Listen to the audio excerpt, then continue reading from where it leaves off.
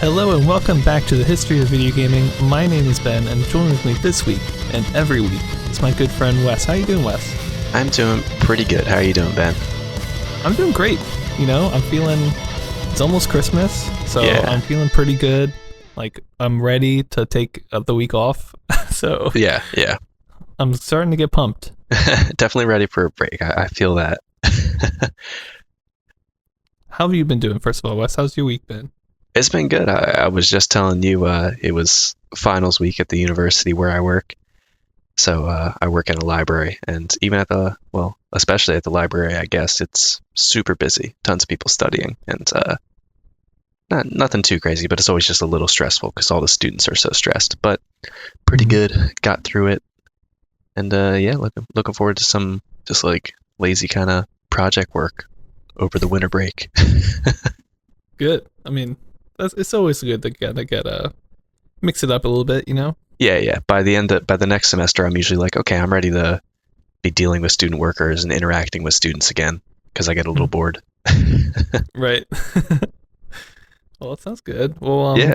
Have you had time to play anything lately? What have you been doing? I have, and this is one that I'm excited because I don't think I've talked. Usually, we talk throughout the week, and sometimes I mention the games that I've been playing, but I don't think I've talked to you about this game at all. And it came out of nowhere. My friend just found it. It had been in like alpha, but not on any platforms for a while, and now it's in early access, which is always dangerous. Mm-hmm.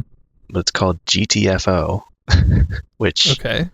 for the record, I think is like the dumbest name, and it means get the fudge off. No, I don't know. It means exactly what you think it means, but I thought it would just be like this goofy game, like a MS Paint. Like, I don't know when I heard that name, but it's a like super serious co-op first-person shooter horror game. Okay. And it's like really strange, and it's supposed to be like super tactical. There's these zombie-ish bad guys called sleepers. Sort of, if you know what like fungal zombies from like oh goodness, The Last of Us look like. They sort of look like that, where they have like creepy like mouths where they shouldn't have mouths, and just these weird zombie dudes. Also sort of like the cannibals from the forest. They look a little bit like that. Okay. But so there's these ones called sleepers, which, as the name implies, are always asleep. But they like do this weird thing where half their body starts glowing, and they make like heartbeat sounds if you get too close to them. And so you have these giant sledgehammers that basically you just have to sneak up on them and kill them and all that. And that's like the main emphasis for like the gameplay part of it, because you can't really, it's pretty hard to survive if you like accidentally are too loud and you aggro like a whole room or something. Mm-hmm. And so it's fun because it's a good mix of that, but then there also are sections where, say, like, you just went through all these areas, you got a key card, so now you can get through this big security door. But of course, there's like a timed sort of sequence where an alarm goes on while you're hacking through the door, and you need to get the alarm off and all this other stuff. But since there's an alarm, it's just like waves and waves of the enemies coming at you while you're trying to do that. And it makes for a real good dynamic of like most of the time you're sneaking, but then you know that at the end of the mission, you're all going to have to hole up against this wall, set up turrets, and then just like sit in a corner and just kind of mow people down. So it's super fun. I'm excited to see how they improve it, and if they hopefully, I mean, early access is always a bit dicey, but if they hopefully keep supporting it all the way through to a full launch. But they're also doing this weird thing where the whole gameplay of it, or the whole like structure, because it almost has like a roguelike structure in the sense that you have like a set of missions you do, but I think in the future you're going to be able to unlock like, weapon modifications or new guns and stuff like that you can use in other missions in the future. Mm-hmm. And they call it the rundown, but their weird thing they're doing is that every couple weeks or couple months, the rundown just totally changes to a different set of missions, and the previous rundown is no longer accessible anymore. So it's this weird thing where it's like you have to play it during this time frame if you want to experience that certain set of missions and whatever else is going on. So I want your take on that, because one of my friends is super excited about that, and my other friend thinks it's really, really weird and doesn't make any sense. No, I definitely think it makes sense. It kind of Yeah. reminds me of like, sounds almost like I haven't played Resident Evil that much, but it kind of reminds me of it maybe a little bit. Aesthetically, yeah, and kind of like the theming. Mm-hmm. Well, the fact that it's like that you have that like you're holed up at the end and you're actually like shooting a bunch of stuff.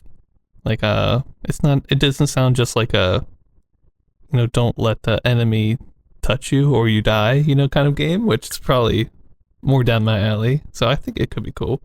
Yeah, I like that there's a balance. I mean, it's definitely like for most of the game, if you're not sneaking, you're probably screwed, because they make ammo like super, super scarce, which is part of what makes the game fun, like the resource management side of it. But then you know that you're going to have to save up ammo for this big like last part of the mission, because you're really going to need it to get through all the waves. Yeah, so right now it's at a pretty good balance. They still missing a ton of stuff.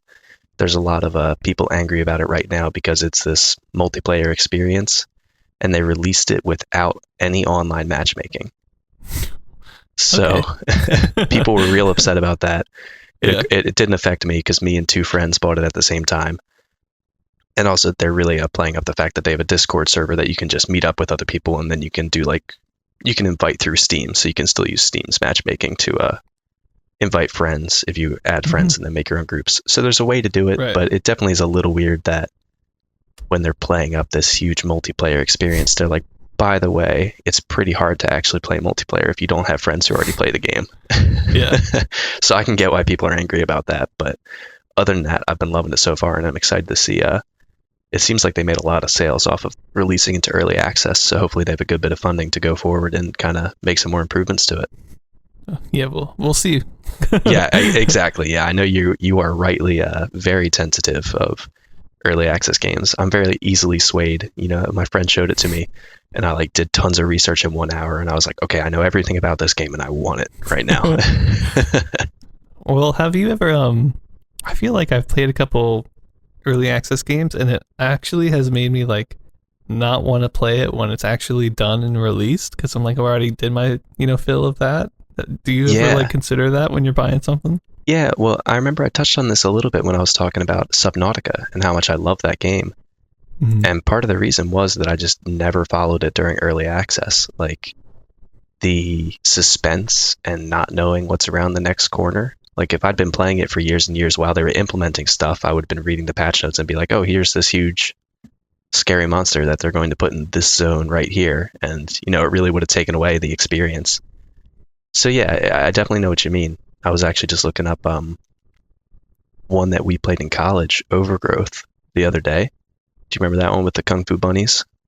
Oh, yeah. They just released or announced a new game.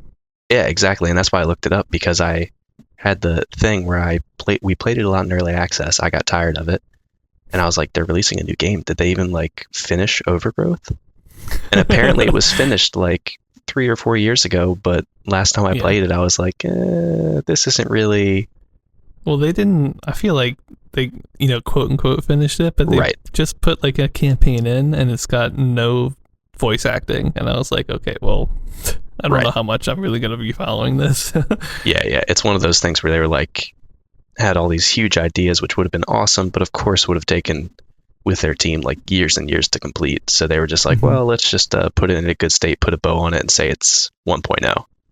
Yeah. Yeah. And I mean, to be fair to them, they're the Humble Bundle guys, so they do a lot of other things too. So. That's right. I forgot Wolffire. They branched out to do Humble Bundle, right? Yeah. I think that was bought by somebody though, like Amazon or something. No, that's right. I forget who owns them Kotaku now. or something. It was a magazine company or something. I forget, but yeah. So it seems like they're getting back into it. I don't know. Did you look at all at Receiver 2, their new game? I played the original Receiver. I didn't end up looking at any of their new Receiver stuff, but I'm interested. It was a weird game, but it was definitely pretty cool. Mm-hmm. They had a little trailer for it, but it didn't really show anything. So. I was expecting maybe humans, because in the first game you just fight in turrets basically. Right, yeah, turrets and then flying drones, right? And I think you're just a floating gun basically, because you can't see your hands. Yeah. And that's the main cool part anyway, because of all the weird gun mechanics that you have to do. But yeah. Mm-hmm. So I don't know. I'm hoping they do something cool with it. We'll see though. Yeah. They could go a real like super hot route. I think that'd be fun. But Yeah. maybe not the time manipulation part of it. Hmm. Yeah, so that's what I've been doing. Early access games are always fraught with peril, but as for right now, I'm optimistic about it. I Good. think I can, if I can at least get the price of admission out of what is currently available for the game right now, I think that's doing pretty good. Like, Yeah. of course, I'd love to get more value out of it, but I can see myself having enough fun with it in the state it is right now. Well, that sounds good. I mean, honestly, it sounds like a game I might have fun with as well. But maybe I'll wait. I'll wait a couple months. Yeah, and you have me as the test to make sure it actually pans out all right. So what about you? What have you been playing recently? Not much, honestly. I just been like grinding on the StarCraft ladder, pretty hard, and I've been increasing my rank steadily. I'm in. How many ranks are there? Let me think. From like least to best, the leagues in StarCraft are bronze, silver, gold, platinum, diamond, grandmaster, and master, I think, or master, grandmaster. Master, grandmaster, yeah. So I'm in diamond. I just got into diamond, right? And I'm in what's called diamond 3, like the lowest tier of diamond. But I'm like rank 2 in that league. So wow. Yeah, I think if I keep steadily getting a little bit better and better, I should maybe get into Diamond 2 next season or whatever. So I think that would be the highest I've ever been. So I'm pretty excited about it, honestly. That's pretty cool. Yeah, I mean, part of it's you got to commit yourself to the grind to be able to get that progress, but that's awesome. Yeah, because if you win like 5 in a row, like the next time you sit down, you're gonna like lose 5 in a row. So right, it's very much a grind, but I'm having fun with it though. It's good time, and I feel like I'm getting better. I'm just like, I think for a while there, I kept like preparing for like a big attack, and I would go over there, and they would have seen it coming, and just been like totally prepared. And I'm like, well, I have this big attack ready. I have to go in, because I've got this ready. Right. And I would just lose all my stuff and lose. So I think lately I've been more like, okay, well, if they're ready for me, I'll just sit outside their base and I'll take 4 more bases, Right. Kind of play a long game with it. Yeah. Because, I might have built all this stuff up to go over and win the game, but if they're ready for me, I should just be more patient. And I think I've been doing that, and it's been working out a lot better for me. Nice. So, yeah, I think it's been going well. And also, for a while there, people kept just like cheesing me all the time. Right. Especially like Zergs and like Protoss versus Zerg, like you get a lot of cannon rushes and stuff. So for certain matchups, I'm just like playing a lot safer. I'm like, well, I kind of expect you to just Baneling bust me right now. So right. We're just going to make sure we have a couple more units out first. That's good. Yeah. You can kind of learn the matchups in each league or ranking and kind of figure out how people in Diamond are playing. Yeah, exactly. Because before I just basically had one strategy, and I was like, I'm going to play kind of greedy, And then if they attack me early, it's just like, can I hold? And if I do, I win. But a lot of times I can't hold anymore. So I just just have to learn the matchups a bit better. And I think I'm doing that. So it's been a good time. It's been fun. Cool. I love that game. I'm glad to hear it. Yeah, I can tell. So much. It's a good game. Yeah. So why don't we move on to our special topic? We got an interesting one about the Altair 8800 home PC. One that we probably should have talked about a while ago, because I feel like we've maybe brought it up once or twice already. Right. But yeah. We're going to go in depth, and Wes is going to start us off. Yeah, so the Altair 8800 has been mentioned. It did actually come out a while ago, and we've mentioned it a couple times. It was created by Micro Instrumentation and Telemetry Systems, which is a hell of a name for a company, or MITS for short. And it came out in 1974. One of the main people who worked on this, who we might mention a couple times, is named Ed Roberts, and also Les Solomon, who worked on it. And there were a bunch of people, but these are some of the prominent figures who come out through it. And it got the name. There's a disputed 2 different scenarios in how it could have got the name Altair. One of them is that Les Solomon's daughter was talking about the computer and said, oh, well, let's name it after where the Enterprise is going tonight. Because apparently there was an episode airing of Star Trek, and the Enterprise was going to the Altair system, which is a like a real system in our galaxy, or outside our galaxy, in our universe. And so that's one of the theories, that his daughter came up with that and said, okay, Altair, that's where we're going to need a computer. The other is, and I love this if this quote is real, because it's like the lamest and best way to describe it ever. But the other is that one of the employees said, well, this release of this computer is going to be a stellar event, so let's name it after a star. And so they picked apparently the 12th brightest star in our like known area, the Altair star. That one? I don't know. Feels like such a random one. Yeah. And part of the way that it was worded in where I was getting this information from in the wiki article for this, just they made it sound like real bad. They're like, oh, it's such a great event, so let's name it after the 12th brightest star. It's like, you wouldn't go for number 2 at least, or like Maybe they were just like, random letter named stars, for a while. I don't know. That could be, yeah, because I'm sure there are a bunch of them. There's like Vega, Altair, and a couple other named ones, but the rest are just like, sequences of letters and numbers. But either way, I like to believe the Enterprise way because, of course, Star Trek had such a profound impact on like every video game in some way or another that we're talking about. Like has this huge mark on a video game history. So I like thinking about it in that way. But when it came out, they weren't expecting to sell too many. I think they kind of set their break even or their slight profit at like 400 or a couple hundred units. But right after it officially came out, it was featured in the January 1975 issue of Popular Electronics. And apparently that just like really boosted the popularity. Tons of people were excited about it. But the price that they sold it at, which I think was $400 for just the kit basic version, they needed to sell additional parts or peripherals to actually make a profit on it. So that's kind of wasn't going great for them, because if they sold a lot of them just as the kit unit, they weren't making any profit. They were just breaking even.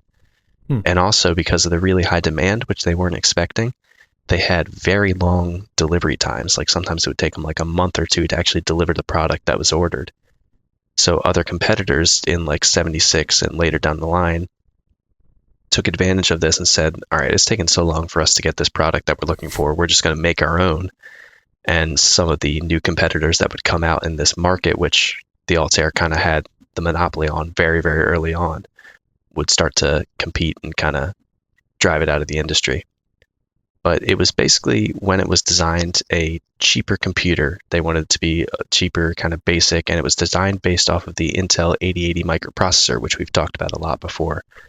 And Intel's own version of this microcomputer, or own version of a microcomputer that used an Intel 8080, cost a lot more because it was aimed towards a commercial audience instead of like a consumer or like a personal computing kind of audience. And apparently customers compared the cost, even though they were at different audiences, and were like, man, why is the Altair so cheap? And a bunch of Intel salespeople started to claim that the Altair used cosmetic defect Intel 8080 microprocessors. So they're just like, yeah, don't get that. Those are knockoffs, and they have all the crap processors. And then Altair and Intel had to come out with written statements saying like, no, we give them the same processors that we give our computers. It's just a different product. That's why it sells for cheaper. And had to tell their salespeople to stop telling people that, to try and sell their own product. So I thought that was hilarious that like the salespeople were like, gosh, can't sell any of these dang expensive computers because of this cheap Altair that's on the market. I'll just trash my own company and then it'll be fine. Right, exactly. Yeah, we just give all our knockoffs to Altair. And so just another weird fact about how this actually Altair worked, because they were kind of flooded by more demand than they were really expecting. The layout of the cards and boards in this computer was apparently kind of janky, and different voltages were right next to each other, which would have caused them to short out sometimes. And just another little tidbit, later on in the life of the Altair, Bill Gates would actually start to help out to help create a way for the Altair to run basic language, and eventually it was programmed to play Lunar Lander on the Altair. And that's pretty much all I had covered for it, but I know Ben has a lot of other stuff he can add in here, so do you want to take it away from here? Yeah, just a couple things I wanted to add quick. I think it's important to realize like why it was so successful and why we're talking about it today. And it was really kind of known, in today's history as the first personal computer. And the reason is at the time, a lot of like if you wanted access to a computer, you had to work for an institution or a university or some other larger corporation or something in order to actually use one. And when you're working for those institutions, you can't just do whatever you want on the computer.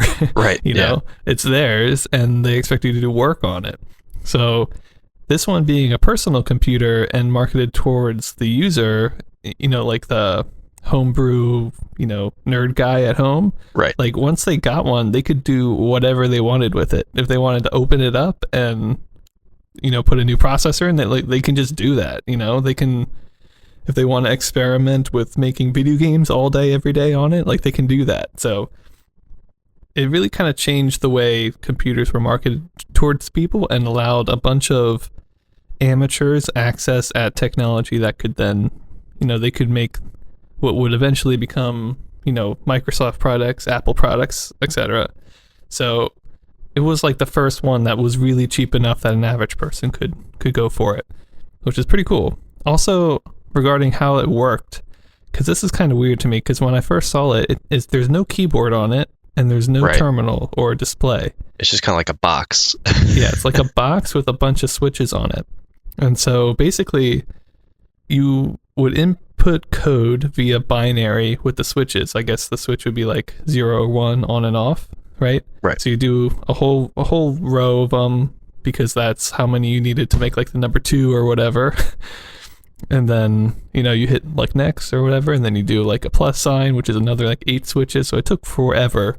But once you were all done, it would spit you back in binary again the answer to whatever, you made it run.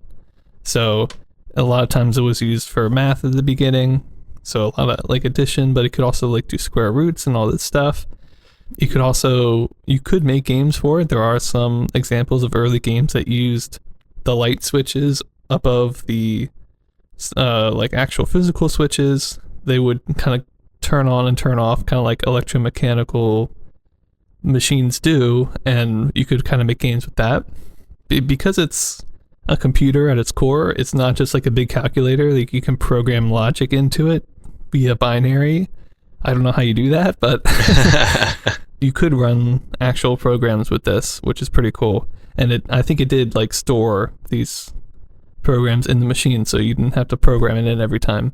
One of the first examples of like somebody like doing something crazy with an Altair is apparently in, I want to say, the Homebrew Computing Club, which I think we talked about last time with Apple because they were in that club. Right. Wozniak and Jobs were in there.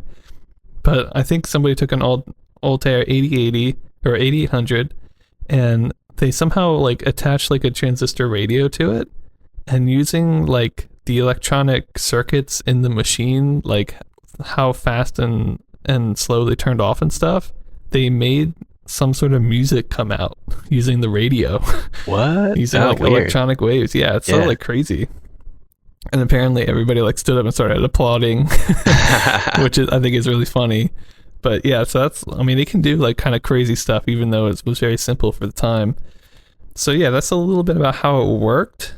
I want to also mention quickly those two big companies and Steve Jobs and Steve Wozniak and also Bill Gates, because they were all involved with the Altair 8800, which is why it's so important in history.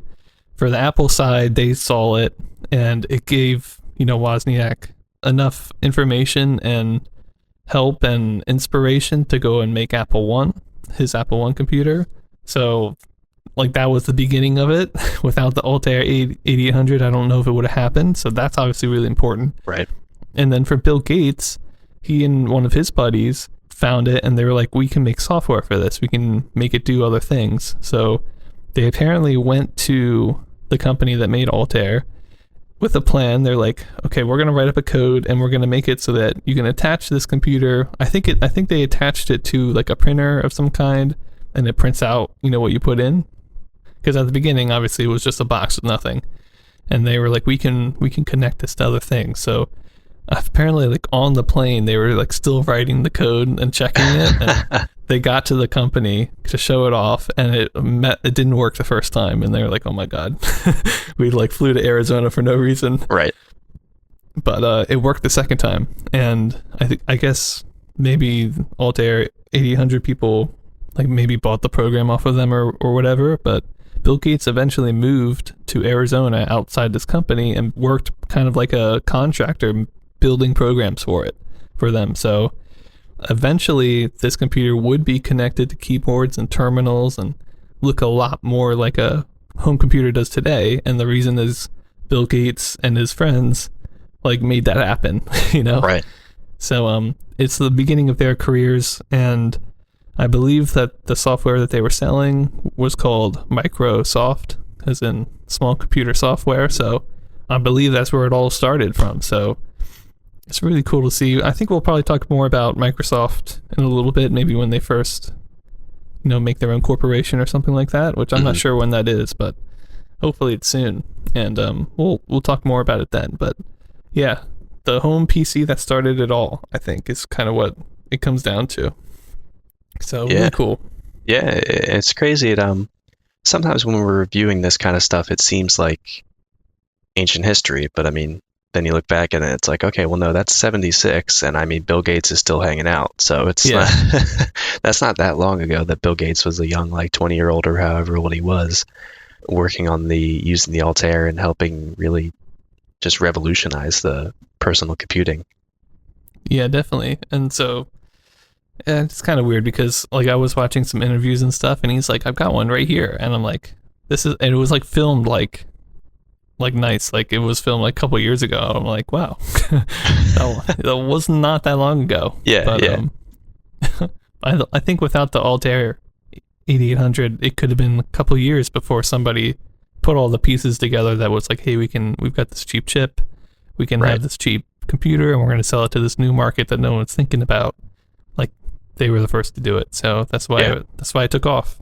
It's pretty cool. And because it took off, like a bunch of amateurs had access to it. They had access to making games, making software. I mean, the computer industry is about to like explode, so it's going to be really cool. Yeah, some exciting stuff for us to get into all because of this. Oh yeah. And for us, it means better computer games, and I love that. Hey, we're always looking for more computer games in this timeline. Oh yeah, because honestly, we don't get that many. Just a couple a year. Yeah, but I'm sure we'll start seeing that explode within the next couple years. Yeah. So I think without further ado, why don't we move into the timeline, Wes? Yeah, let's get right into it.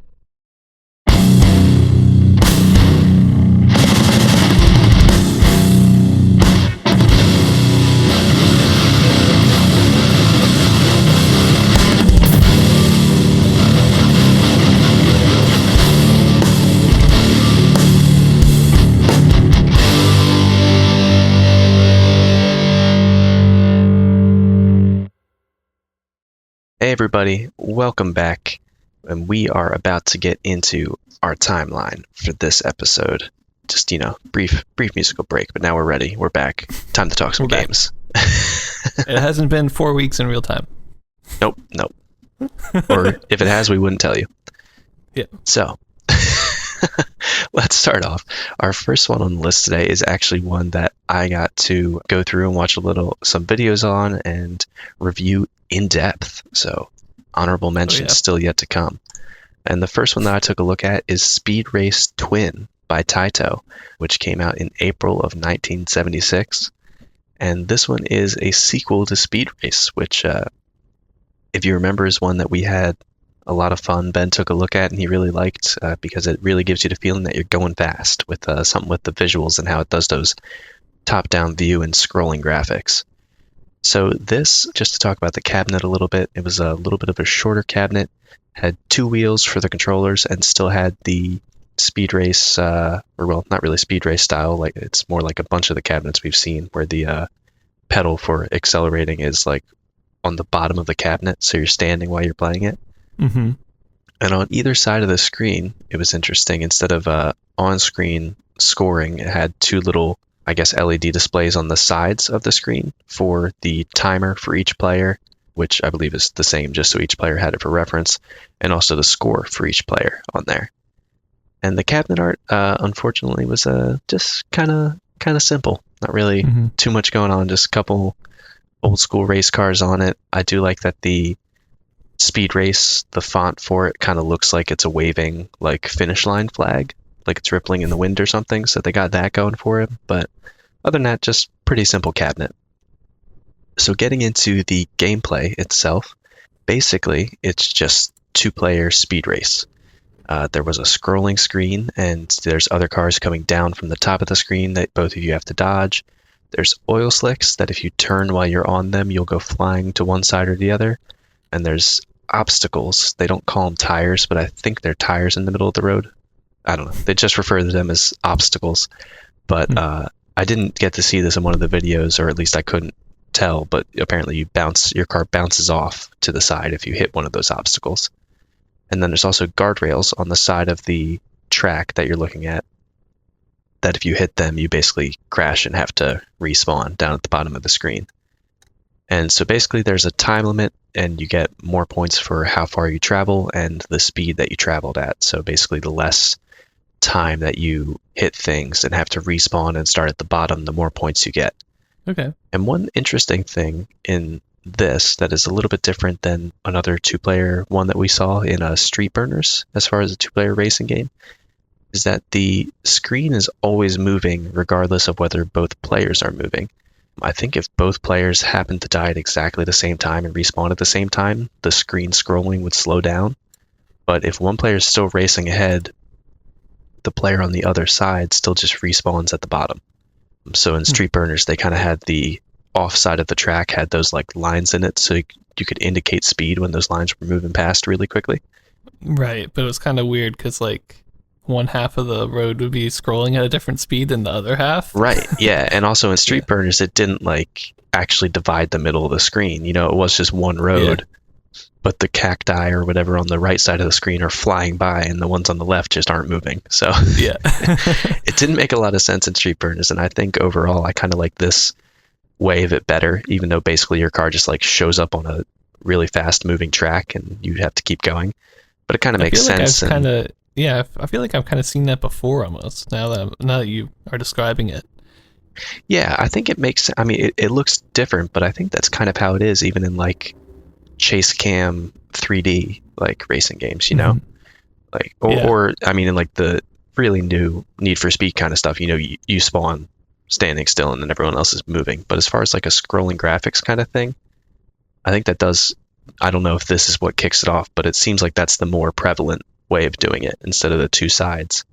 Yeah, it reminds me a lot like any racing game where you might spawn kind of already going, you know? That's basically what's happening here almost, I think. Right. Yeah, because it's less like you're just being dropped on the track from above, Mario Kart style, and more like you're racing up from behind when you appear at the bottom of the screen, kind of. Right, yeah. So that's the basic look at how you play Speed Race Twin. So I wanted to get right into the ratings because that's where a lot of the meat of what I'm going to be talking about is. That was a weird way to say that, but I'm going to roll with it. The graphics, I gave a 3 out of 10. There's no color. It's just a green overlay over the whole screen. But the sprites for the cars actually look pretty good and a lot better, in my opinion, than they did in the original Speed Race. So it was kind of, cool. Yeah, they were kind of... That wasn't like bad back then either. Like no, compared it wasn't. To like Grand Track 10, you know, it wasn't a bug. Right, it's not a bug and it's not just like a rectangle with wheels. But this original Speed Race was kind of like squished, and I don't know if they're going with like a perspective with that or what, but this is like more, the way it's elongated looks more like an actual race car. Cool. Yeah, so they are slightly more elongated models in this. Looks a lot more like an actual race car, which is nice. And there's just some nice little details, like the black section in the middle really looks like a top-down. You're looking down into the seat. They really represented that well. And also the front wheels are smaller than the back wheels in this. So it looks like a real, like, actual track race car kind of thing, the way that they represented it. And I think both player cars also look slightly different. One has a bit of more like a rounded nose and the other one's a bit more squared off. So there is a slight difference, so you can tell which one's which, because you're not restricted by which side of the screen you're stuck on in this either. You can kind of go wherever because you're all sharing the same track. So the opposing cars also look pretty good. Nothing special, just kind of like a more squished down, a little less finely detailed version of the player cars. And the background itself is also pretty plain, but I do like that it has two different obstacles. There's oil slicks and there's the tires, and also it has the sides of the track, which kind of just look like sand or gravelly, and the guardrails, which they actually do have little like white lines with kind of sideways hash marks through it, so it looks like a guardrail on the side of the track. Nice. Yeah. So there's, even without the color, just the green overlay, there was a lot of good detail in the sprites and design to really flesh it out and make it look like more of a completed arcade thing instead of some of the ones that just have like a blank black background like we've seen before. And another nice thing that they added is that there's also a different sprite for when you crash. That basically just looks like they took a hammer to the model of the first car and it's just like shattered all the way through. So it doesn't make a ton of sense, but I mean, they get the message across, like you crashed into something, your car's busted up. So for the sound, I gave it a 2 out of 10. The engine sounds are just sort of like a higher pitched whining. It's not really a low noise, but I think that fits sort of the race car aesthetic to have that sort of droning, high pitched engine sound. And it does change when you speed up to when you get to your max speed. And it's nice that both players also have different engine sounds, so they just kind of play at a different pitch, and the sound isn't dependent just on the player one speed like we've seen in some games before. So you can hear them both going at different rates when, player two respawns and has to start from a slower speed to get up to top speed again. So it's a nice sort of dynamic between those two different pitch engine sounds. And the crash noises are okay, but they're kind of just like a beep, which is a little weird when you have those good engine sounds to not have like a crash sound like we've seen in arcade games before, where they're a little bit better, at least sound more like something kind of exploding. And other than that, there's not really any other noises, but those two are pretty good, the engine sound being the highlight of the sound in this game for me. And for the gameplay, I gave it a 3 out of 10. It's really a simple game in concept, but it looks just as fun as the original Speed Race to me. It's still kind of a small screen, so I could see it being a little bit annoying that both players are all on the same screen with all the opposing cars as well. But I think it would make it pretty fun to compete against friends with, and it does a good job of making you feel like you're going fast with both sides of the track moving instead of the weird, sometimes it stops with street burners, or I don't know. This does a much better job of like everything's more fluid. It really seems like you're moving quickly. But it is a little weird that the track keeps moving when you like quote unquote die, but it makes sense for this kind of arcade game for me. And I also thought it was interesting to note that in this and the original Speed Race, as far as I know, you can't go off the track, which I feel like a lot of racing games do, and like it's just gravel that you move slower on. But in this, you have those guardrails that just like instantly kill you if you hit them, which, I mean, probably is more realistic to a racetrack, but it's just interesting to see how they made that choice different than a lot of other racing games do. So for the relevance for this, I gave it a 5 out of 10. I don't really think it's extremely relevant historically, but I do like seeing Taito games, and I like seeing more Speed Race action after we've been seeing a bunch of like Speed Race clones and Speed Race inspired games. Yeah. So it's nice to see them actually get, their own a second Speed Race title out in the mix. And I think they made just a lot of small improvements in the right places for this new game.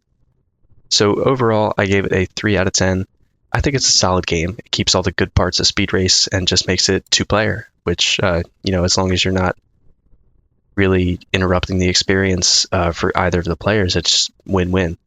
So I think they do a good job of that. I wish the track was a little bit larger for 2 players and a little less cluttered, because the videos I was watching, people were crashing just like constantly. So I could see that getting a little annoying, but it does look like it would be a lot of fun to compete with your friends on. And I think just the small graphical improvements of making the player car sprites a lot more detailed really helps make it feel like a 76 game instead of a 75 or 74 game.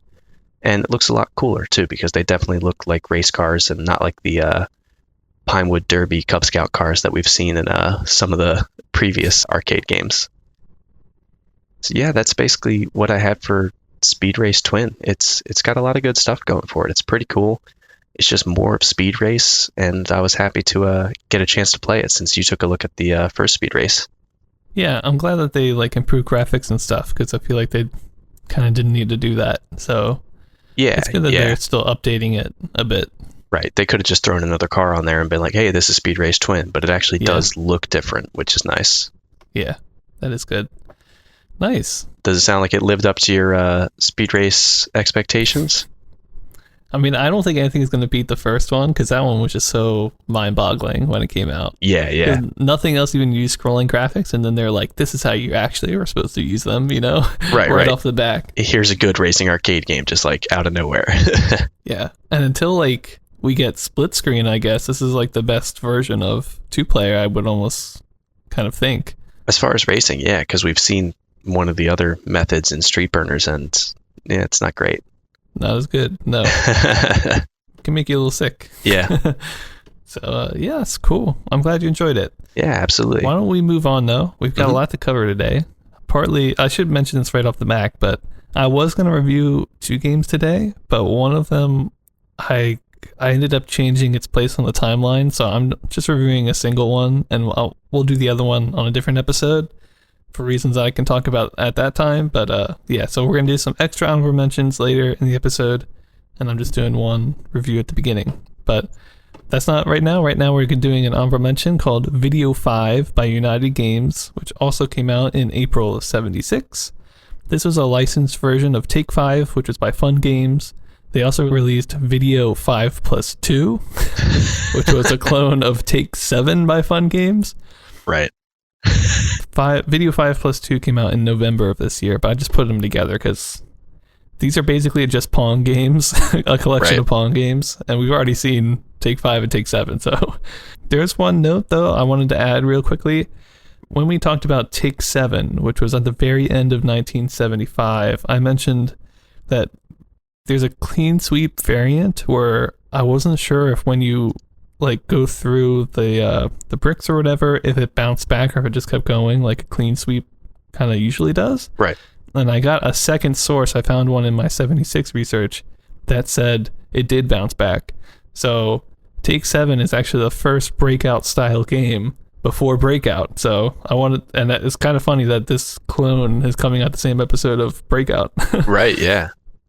But that was in late 75. So there's already been, at least one kind of version of Breakout before Breakout came out. So I thought that was interesting to add. Yeah. And on to our next honorable mention. We have one called Sparkling Corner by Sega, which came out in April as well. And this was a 4-player racing game that looks like it was electromechanical, but we don't really have much more info than that on this. Yeah, the Sega games are like hard to find info for. Yeah, it's weird. These I bet a lot of them were maybe Japan exclusive releases at the time or something like that. Mm-hmm. Yeah, I think you're right. But that's going to move me to the next one, which I did review. And this one's called Tank 8 by Atari and Key Games, which came out in April of '76. And this is a good one, Wes. This is a really good one. I'm excited.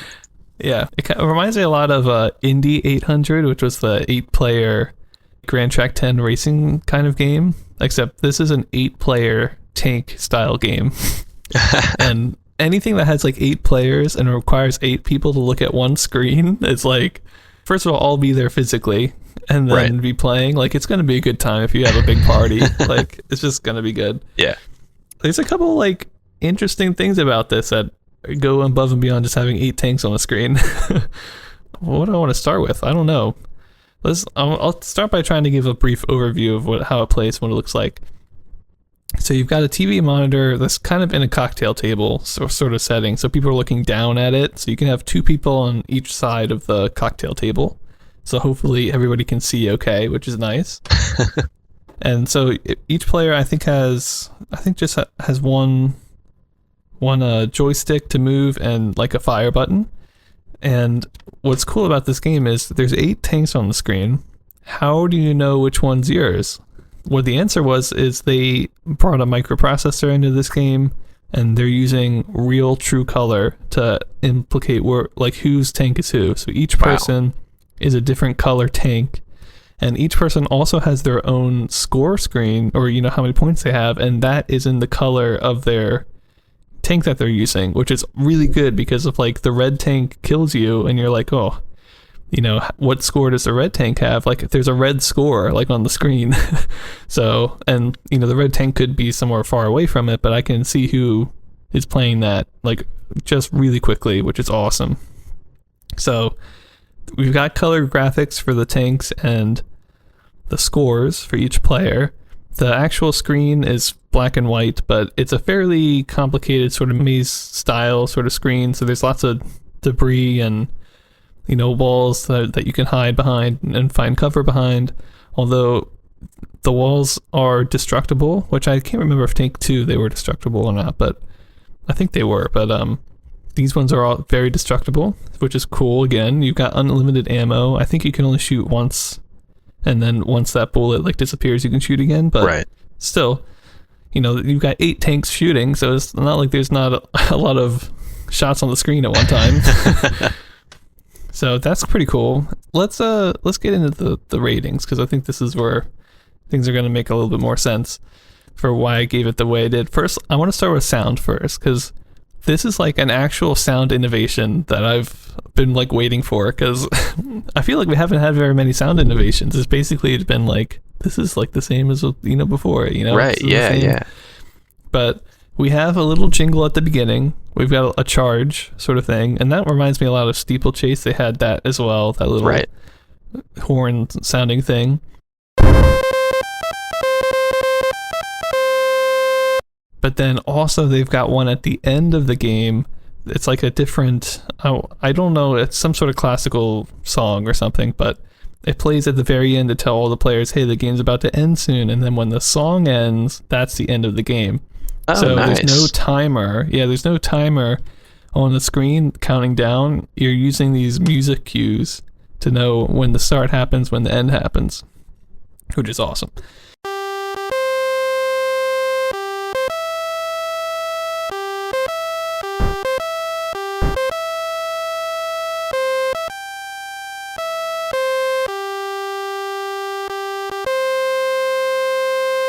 It's the first game I've ever played in the timeline that has had more than one piece of actual music in it.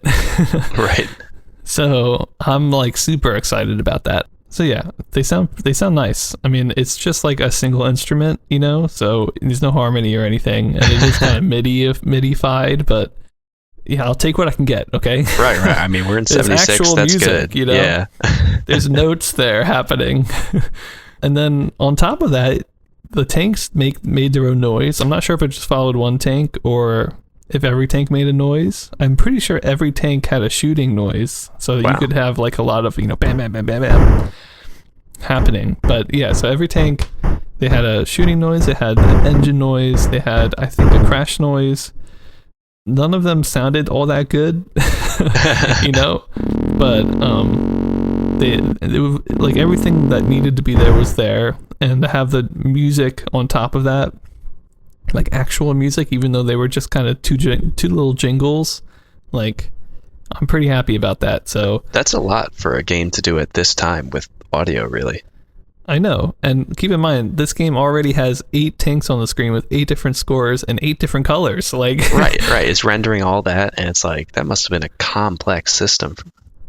I know. Yeah. So I ended up giving the sound 4 out of 10. I mean, I kind of wanted to go like high, because I was like, this is like, I've not seen this before and I'm really excited about this, but it's just 2 jingles, it's not like a song, a full original work or something. So I don't think anyone's going to be like adding to this to their playlist at home, but you know what? It's like an innovation nonetheless. I wanted to bump it up a little bit. So 4 out of 10 for the sound is where I'm at. For graphics, let's go there. I didn't go too crazy, because while the tanks are in color, and that's awesome, and the scores are in color, and that's awesome, the actual screen that you're playing on is still black and white. All the walls are white. You've got a black sort of ground, and that's kind of it. So it does look a little bit lifeless kind of in a way, and a little, I don't know, just kind of boring to look at, but because it had that color in there, it did feel like a game that came out in 76 and it wasn't 2 years ago or something. So by the way, I should say the tanks, they looked like okay, but they weren't like the best looking tanks in the world. But again, you had 8 of them. they had bullets come out. So I gave the graphics 3.5 out of 10. Still fairly high because things were really easy to read, and you could see, you always knew which tank you were and stuff. Like, there's so many things that had to be there in order for this game to make sense, and they were all there. So yeah, 3.5 out of 10. Pretty darn good graphics. Using color, I'm going to give you extra points. And then for gameplay, I gave this a 4 out of 10. Pretty high because, I don't think it'd be that fun to play with like one or two other people. Like, you need like 6 people, at least 6, like 5 or 6 other people to play with. Right. In order for this to get, the full experience. But if you have that many people, like, you're going to have so much fun. It's just like, because of the color, you'll always be able to like track how well your opponents are doing and maybe try to team up, go after one, like, I feel like there's so many possibilities and things happening with this that can just make it a really fun multiplayer game, especially because everybody's there in person. They can look at each other and start scheming. So it's cool. And having all the different scores there, having it be a cocktail table style means that you're not looking over someone's shoulder. You're not like reaching a hand in. You can't even see what buttons you're pressing. Like, everyone has their own little space and they can all see the screen, and it's cool. It's really cool. The gameplay's, we've always liked tank, style games on this on the show, so it's no surprise that I think this is also a really good one. Anytime when you're shooting somebody, like, it's a good time. And the fact that it had destructible terrain too means that there's some like interesting gameplay elements happening as well. Right. So yeah, what can I say? It's just very solid. Like, everything about this game is very solid. So gameplay, 4 out of 10. And then finally, for relevance, I gave relevance a 5 out of 10, like right down the line. The reason it's not like too high is I don't think it sold that well. To play this game, you need like 6 people in like that, in the arcade. Right. And even though they put a lot of effort into it, I don't know that if that many arcades like actually bought this. But nonetheless, I wanted to give it quite a few points, mainly because of the sound. Having 2 different chip tunes in a system in a single game, it's the first time it's ever happened. It's still not much, but like, I'm ready for there to be like actual songs in these games, so I needed to give it some points for that. But right. I don't think it really influenced that much, honestly, which is kind of unfortunate. But there will be other tank games in the future, so it's not too late for the tank franchise to do a little bit more. But I'm happy with this version of it. It's the best version that we've come across so far, especially if there's more than 4 other people that you want to play with. You have to play this one. So yeah, I will say, like, the cabinet, it's a cocktail table, so you don't really have the cabinet walls to really do anything, so it's kind of bland. But the game itself is good, and it's using a microprocessor, which is allowing it to do all these cool things. So yeah, right. There's like not, again, I feel like this is kind of like with Stunt Cycle, like, there's not really a bad part to this game. The graphics are like pretty good, the sound is great, the gameplay's fun. I just kind of want more from it, but it's like doing good stuff. So yeah. Atari's been like knocking it out of the park lately, honestly, I think. They have, yeah. They keep putting good stuff out there. I'm always happy to see another tank game, and just the mayhem of a cocktail table, 8 people sounds fantastic. Yeah, can you imagine like 8 tanks on the screen? That's around. A lot to keep track of. I know, moving around.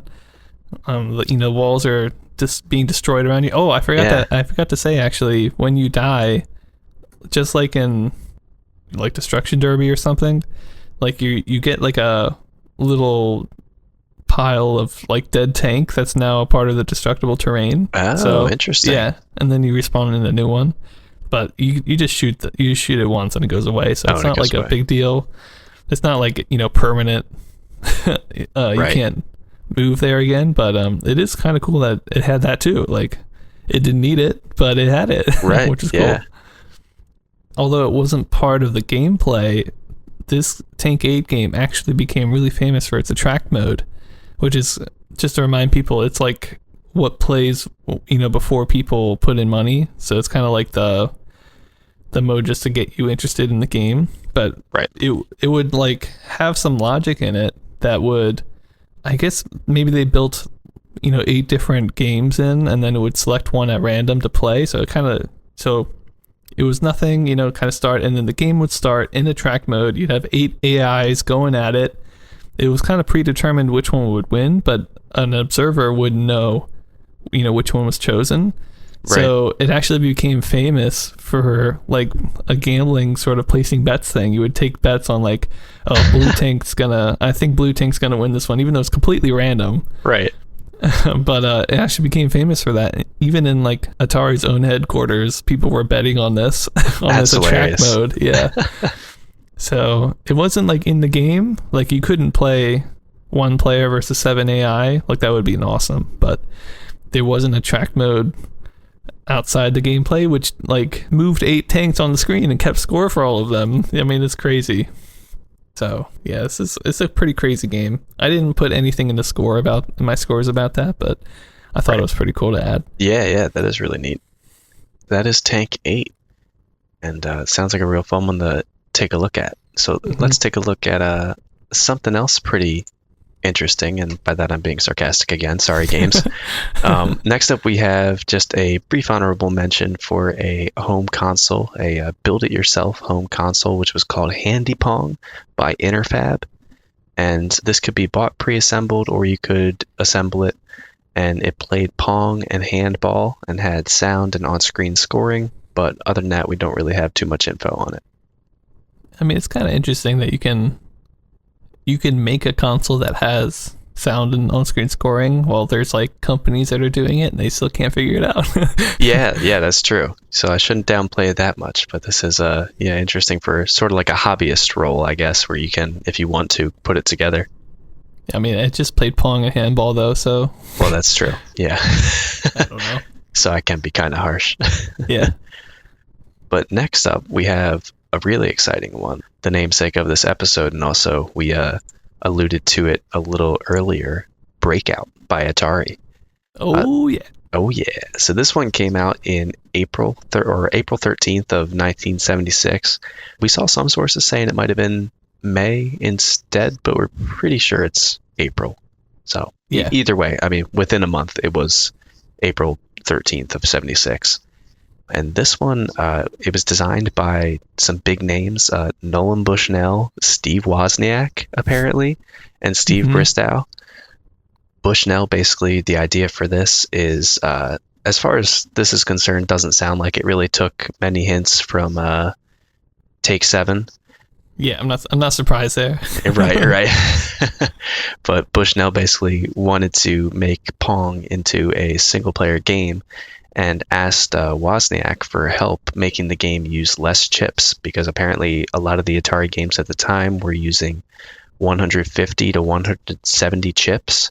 And I think these are a different function chip than what we had been talking about with some of the like Pong and a chip designs. This is still not. It's not that. Like Pong and chip is like one chip, and this is like 100-something chips. Right. To perform like the same kind of function. So it was a little bit more complex still at this time for like an arcade cabinet. Yeah. Oh, by the way, I want to mention quick. It wasn't like Wozniak was working for Atari. Actually, Steve Jobs was working for Atari, and then he couldn't figure it out, so he took it to Wozniak, and he actually did all the work.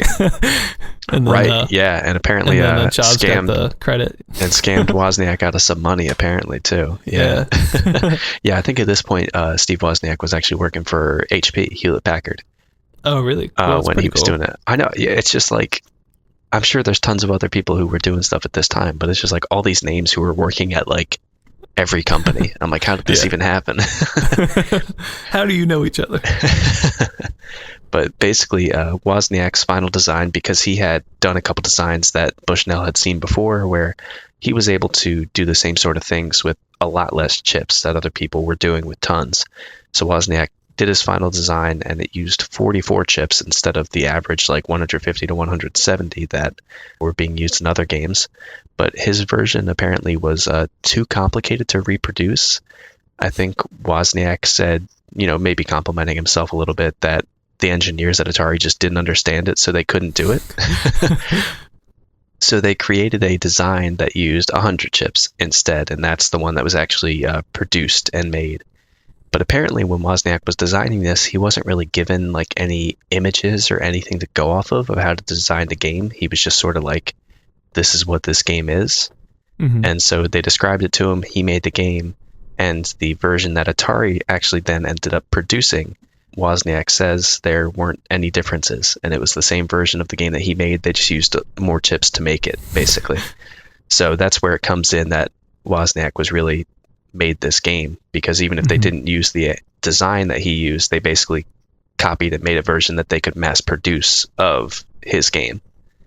And another interesting fact about that is Wozniak also states that Breakout, and while he was making it with the like discrete components, is part of what made him want to add certain features to the Apple II so that he could design in BASIC or in some kind of software language. He wanted to recreate Breakout, and he ended up doing that a little bit later on and called the game Brickout instead. Nice. Yeah, I'm sure we'll talk about that later. Yeah, and how it's and maybe the Apple II and just kind of the influence of this on that. But interesting to see how these all tie together. And he's so excited about this game, he wants to make sure it can be supported with the Apple II. So getting into the game itself, it's a pretty iconic game. You might not know it by name, but definitely if you see a picture of it, you'll recognize it. And there's tons of these brick-breaking genre games that when I was growing up, especially like online games, I feel like there was tons of these out there. But so the basic thing is it's a paddle at the bottom of the screen and several rows of bricks at the top of the screen. And you have to bounce the ball off the paddle as many times as you can. And each time it hits a brick, the brick disappears and you get points for it. The score increases depending on which like layer of brick you're destroying. And weirdly enough, they kind of had a background story for this. The paddle is supposed to be a hammer, and you're using the hammer to hit a ball in a chain that's around your ankle because you're a prisoner. And you're trying to swing this ball in a chain, hit it with a hammer to break bricks to do a jailbreak. I don't know why that's the theme that they picked, but I love that just like this weird Pong block game has that much background to it. Yeah. But getting back into the actual gameplay, you either had 3 balls or like 3 chances, kind of like pinball, to break through the bricks, or the person who bought the cabinet could also make it 5 instead. Yellow bricks were the bottom layer, and they were worth 1 point. Green were worth 3 points. Orange were 5, and red were 7 points. And after the red row is broken, the paddle size shrinks in half. So regardless of... Yeah, I know. And it's hard enough as it is already, but once you break that red row, even if you just like clear a small section and happen to break the red row instead of like clearing out a bunch, it doesn't matter how late in the game it is, it shrinks in half. So you can really handicap yourself early if you accidentally do that too soon. And same thing sort of goes with the ball speed, because it increases after 4 hits off the paddle, and then it increases again after 12 hits off the paddle.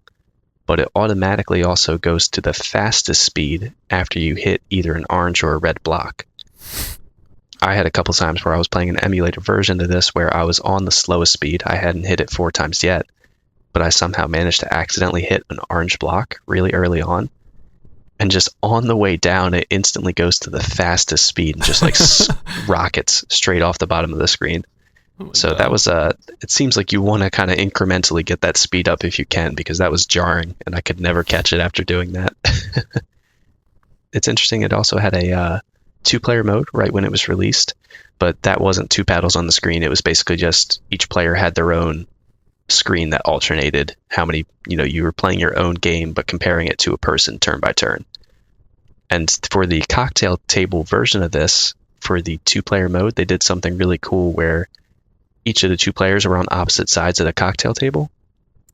So the screen would actually flip upside down when, and by that I mean the visuals on it would flip upside down when it was the other person's turn. So since for color for this, they used a cellophane overlay on the monitor instead of true color, the bottom of the screen where you were playing on either side was actually colored like the bricks, because they had to do it on both sides so they could kind of switch the screen around when it switched players. Interesting.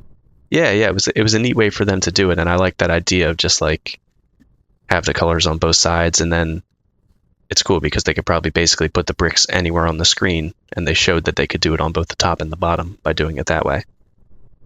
So for my graphics for this, I just gave it a 2 out of 10. The graphics are really simple. It's just kind of like a lot of these rectangular squares, which are all the bricks right next to each other, a paddle at the bottom, black background, and then white borders and white scoring at the top of the screen. And part of what makes the graphics, or makes this game so visually appealing, isn't really graphics in the sense that we mostly talk about it with video games. It's that color overlay, which I still am considering in my rating for this, even though it's like, it's a piece of cellophane on top of the monitor. But it just gives all the bricks the different colors, and the fact that it gives your paddle its own color. It's really nice to look at, even though it's so simple. And it's just, I feel like all brick breaking games to come kind of copy that formula of the different color scale as you go up in points through the bricks. And it's such a iconic design that it's really nice to look at, even if it isn't a true color version of it. And so for the sound in this, I was actually really surprised. It's really not great. It's I gave it a 1 out of 10 because it's all Pong sounds. That's all it is. There's like the 2 different boop sounds when you hit the ball and when it bounces off a brick, and then a buzz sound when you miss the ball and it falls off the ends, but that's it. Nothing else.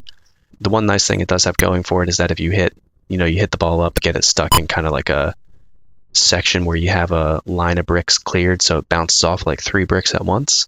You get a bunch of those noises in quick succession, which is really cool. But other than that, there's not too much going on. Nothing flashy like when there's a whole bunch of score noises and weird fireworks and stuff like some of the crazy versions that are around now, which I wasn't expecting from this. But it would have been nice if there's a little bit more than just those traditional Pong sounds in this. So for gameplay, I gave it a 3 out of 10. I think it's a really simple game, but it's really fun. Like, it doesn't need to be that complicated. It's nice that they have the 2-player mode so that you can have competition with a friend if you want to, but also it's fun enough just to go to the bar once a week, play this arcade game, and try to beat your own high score. I like that the varying speeds are predictable. They always happen at the same time, so you could really spend a lot of time trying to master this game and knowing, I don't want to hit that orange block until I've gotten up to the second highest speed, because then it's an easier transition, and a bunch of crazy stuff like that. So it just seems like something to me that it would be has such that arcade feel of like something you want to keep going back and playing, even though it's so simple. And I could see it definitely being a hit in 76. And really just the scaling difficulty in general too is a cool idea for gameplay, so that it's not just it would get boring if it was just the same speed bouncing those bricks, and you would learn it pretty quickly and master it pretty fast. So it's nice that they have just enough difficulty to make it hard, but still like masterable, if that makes sense. And so for the relevance, I gave a pretty high rating for this. I gave it an 8 out of 10. Of course, we always tend to rate Atari games kind of high because it's Atari and they have such a huge impact on gaming history. But I feel like this is just one of the classic ones that's still recognizable today. I looked at a picture, and even if it wasn't the exact version of it I recognized, like I knew exactly what I was looking at when I started looking at this game. And even though the brick breaking genre isn't huge, it kind of had a big impact on me, or at least an impact on me when I was a kid. I can't remember if there was a brick breaking game in the Microsoft Games Pack, or if I was just playing stuff online, like some of the Newgrounds or whatever else, where they had a bunch of those Flash games. Right. This made me remember there was one summer where I think either my video card was busted or in high school or something like that, and I couldn't play any 3D games. So I was just playing like Bloons games and Thing Arena and all this kind of weird stuff, but also some of these brick breaking games over and over again to pass the time. Yeah, I remember. I think I kind of had a similar sort of, when I was a kid, I would play lots of games like this, and I would play it on, I think it was like a website called like Planet Fish or something like that, or Big Fish or something like that. But right. It was like this style of game. You had like Diner Dash, right? It was like, yeah. and like Tower Defense, and like that was like my childhood for a couple of years. Right. And you can either be proud or a little ashamed about how much time we managed to have fun with those games. Because I'm thankful it's not like Steam where it tracks how many hours I've played of like Thing Arena, which was just this weird 2D shooter with lots of guns and stuff like that. Yeah. I played through 1 through 4 of those. So Yeah, it just goes to show though that like even 20 years from 76, like these games are still gonna be popular. You know, they're still resonating with people. yeah, So, yeah, and this type of game especially, I feel like has a bit of a nostalgic note for me. I mean, like the ones now, they're really flashy, and you can unlock, you know, like special moves, different balls, a missile that clears a bunch of bricks, but it's still the same basic concept that started with Breakout, or that started with Take 7. No. no. That started with Breakout because that's the one that we really remember.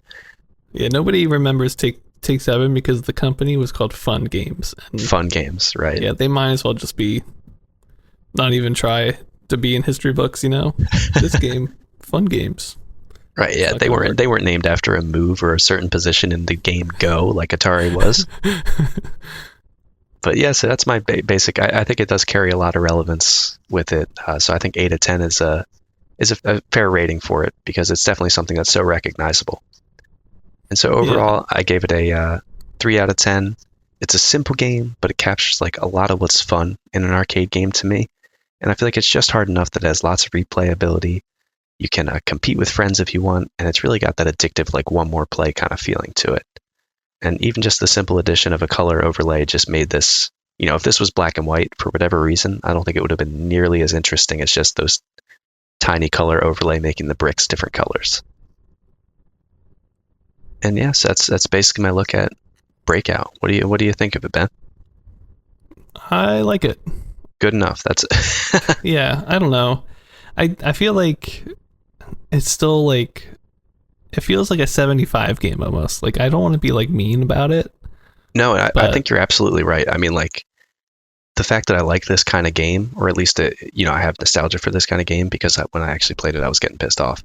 But it's I think that definitely played into it. But it does, like, it's not true color. It's just like a Pong variant, basically. Yeah. It's weird to see it in 76, and when you look at it, you would have thought like, oh yeah, that was one of those really early innovative games, but we've been seeing a lot of stuff now. It just feels like when you think back about the history of video gaming, like I would kind of think like a game like this would come out before games with like sprites, you know, like Tank, like with 8 different tanks Right. on the screen, but they came out in the same month, you know. It's just kind of I just kind of wonder why it wasn't done earlier. I mean, I'm glad it's here now, but it still feels kind of old in some way. Like the gameplay is classic and timeless, but as far as like the technical ability, I don't really see why it took, you know, 4 years from when Pong came out.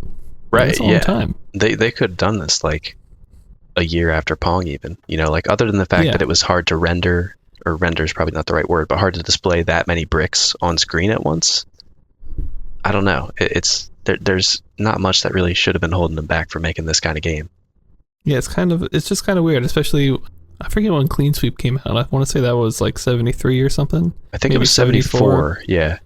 But again, it's like just make the Clean Sweep dots that you're like grabbing with your ball, just like, you know, bounce back. It's like it's there. Right. You know, it's like one Breakout. step away. Exactly. It took 2 years for them to do that. Right. I don't know. I don't want to be like I'm dissing on it, but I'm just saying it still feels kind of old for some reason. Yeah, no, I definitely see that. But I mean, it's cool. It is a classic. Definitely go back and play it, people, because you'll still have fun, I think. Oh yeah, absolutely. And I think by the way, I think when it came out, it sold really well for Atari, like right away too. So people, even though they had been playing Pong games for like 4 years straight, they're like, I need this. They still want more. Yeah, which is kind of interesting. So yeah, that's pretty cool. Yeah. So let's keep moving on with our timeline then. What do you got for us next? Well, I got more Breakout. Yeah, so it sold so well that Atari actually released a couple overseas versions. One was called Consolette, which is by like their France division, so that was like a France release. And then also one called Crash, which was a German release, which is a really weird name because they're making race car games, so why would you call this one Crash? Right, yeah. I don't know. You had a lot of options. But I guess it's alright.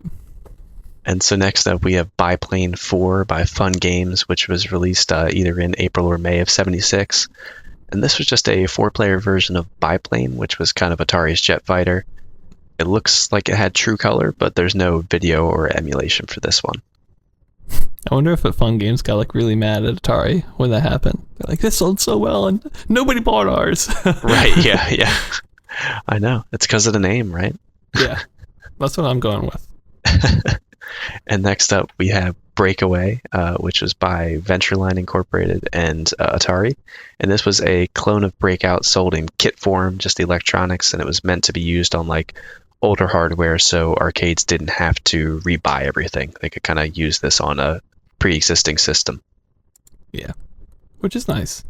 Yeah, good that they kind of partnered with somebody to, well, probably make more profit, really, but make it so that people didn't have to buy a whole new cabinet. Mm-hmm. So next up here, we got a couple more honorable mentions. These next two, like, I don't know if they existed because we only have a flyer, and just because there's a flyer or something doesn't mean that it existed.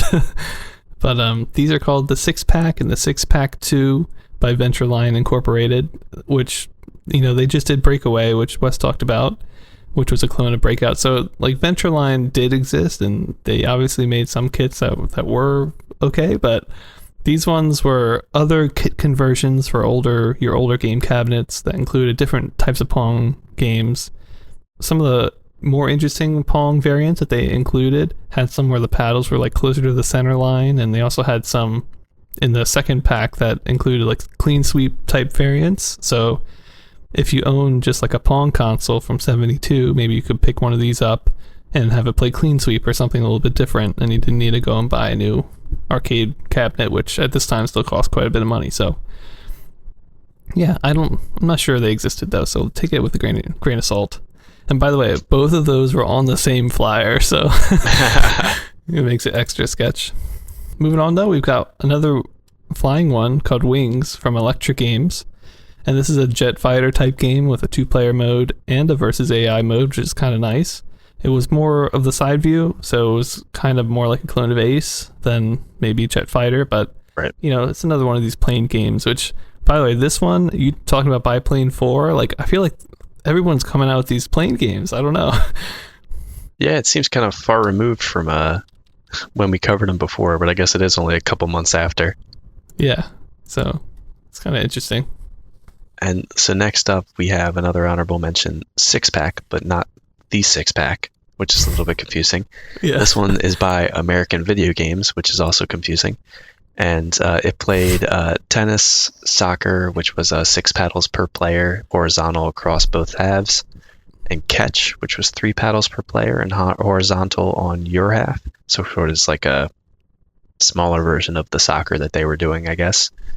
And this actually did use a sprite of a human instead of paddles, which seems like it would have been pretty neat, even if it was just sort of like foosball with them like sliding across the screen. But we don't really have any emulation or video for this. Yeah, they actually had pictures of the human sprites in the flyer, and I was like, this actually looks pretty cool. Yeah. Maybe we'll see that later. Who knows? I do. Who knows? Next up, we got Fun 4 by Bailey Electronics.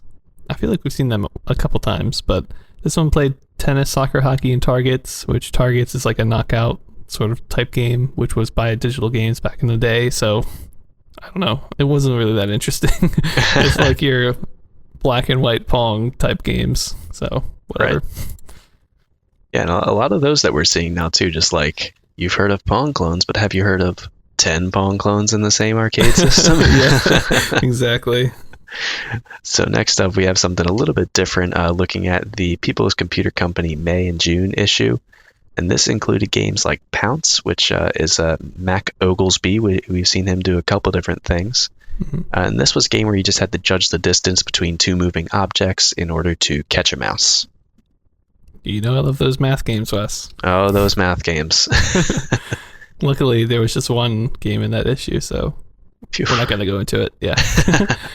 And then we've got just a couple more honorable mentions here. This is kind of like me filling in for that game that I was going to do. But yeah, I wanted to talk about instead some of these Pong console kits. I don't know if you remember, Wes, but a while ago we did a special topic when we talked about some of these kits.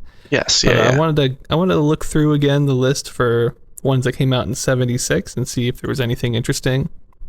Two, like I would think of the more popular ones were just two here by Advanced Electronics. One was called Pong Extras, and the other one was called Pong and Pong Extras. And they're just two kits where you could build Pong in your home. You know, they played tennis and soccer. The Pong Extras part included stuff like handball and elimination and foosball. They had one called War Ball, but there was no description of it. There's no information on these, you know, other than like the little advertisement. So I have no idea what War Ball is or how they played foosball or anything. But I mean, probably just like hockey, to be honest. But yeah, it's probably going to be like hockey. I got, you know, we don't really know. And then I looked through the whole list of all the assembly kits. We got these off the Pong Story website, which is like a phenomenal website. If you want to check them out yourself, go there. But I pulled the most interesting ones because a lot of them are just like, hey, you can build Pong yourself. I mean, like, why would I do that? But whatever. But yeah, there's a couple that had some interesting things. One was called Ping Pong Tronics by CalKit Incorporated, and it included a gravity ball variant and a slam button and an aim ball mode, which allowed you to like aim it a little bit. I'm not quite sure how that worked, but sounds cool. There's one called Video Game Kit by Jade Company. This included clean sweep type games, which, you know, to be able to build that yourself might be kind of cool. You've got Professional Video Game. That was the name of it. Professional Video Game by James Electronic. Also, Super Smash by Visulex, which had like, these had like bumpers in the playing field. Some of them were on the side. Some of them were like right in the middle. You had one called Saturn V by Electronics Australia, which all these names are so like generic, dude. yeah. It sounds like someone put them in like a random generator and we're like, okay, we're going to be named Video Game Kit. Yeah, exactly. But Saturn V, you could actually program your own games. I'm not quite sure how it worked, but I guess if you knew what you're doing, you maybe could make your own, you know, sort of variants. You know, maybe like put in, I want 5 paddles. I don't know. Right. But you could do that with the Saturn V. You also had the Space War game by Southwest Technical Products, of course. Right. And yeah. This is the last one. This one it was a 2-player game where the paddles were trying to shoot projectiles at one another. So I think it was basically like Pong, but you could shoot the ball, you know, and then if it hit the other person's paddle, they lost a life or whatever. So okay. Yeah. it's kind of like a mix between some sort of shooting game and like a Pong game, but it could have been cool. They called it Space War game, so probably had some buyers. I don't know. But yeah, I think that'll do it for us today. Those are the kits that you could make in '76 by hand, you know, just with a couple of the parts that would come with the kit. But the advantage of a kit is obviously that you can kind of program your own stuff. You could change ball speed, you can change just about anything. Even though a lot of consoles also allowed you to do some of this, you could maybe save money by saving on, you know, buying the brand name, buying the like all the extra bits that you might not need. So Right. Kind of makes it a little bit more customizable for you. yeah, and to be fair, a lot of these games did have like on-screen scoring. They did have sound, so you know it's not like you're losing that much. But you know the trade-off is you're doing some of the work yourself, so Right. you have to know what you're doing. So Some assembly required. yeah, exactly. So I thought some of them might have been interesting, especially like the shooting games. Like I feel like that could be okay, you know. So Yeah. a War Ball, who knows? It could have been. We'll never know. But yeah, so hope you guys enjoyed that. I'm sorry I wasn't able to rate a second game. I'll do it next time, I swear. We'll hold them to it. Don't worry. Yeah, Wes will hold me to it. But in the meantime, I hope you guys have a great week. I think that's going to do it for us. Make sure to check us out on Twitter. Check our website, as always, and send us an email if you have any questions. We're always glad to hear from you all. Yep. And I think with that, we will close it out. Wes, All right. Breakout. It happened. Finally. It did happen. There you go. A sequel to Speed Race, you know, finally happened. Yeah, there we go. We're getting stuff. We're getting some interesting stuff. Yeah, and I think actually Tank 8, honestly, just a great game. You know, had a lot of, I feel like it was on the edge of what it could do, so I appreciate that. And of course, we talked about the Altair 8800 home PC, the first personal computer. So that inspired not only Microsoft, but also Apple. Like, yeah. The two big competitors started here. So, yeah, I think with that, we will close it off. We'll see you in the next episode. All right. See you guys in the next one.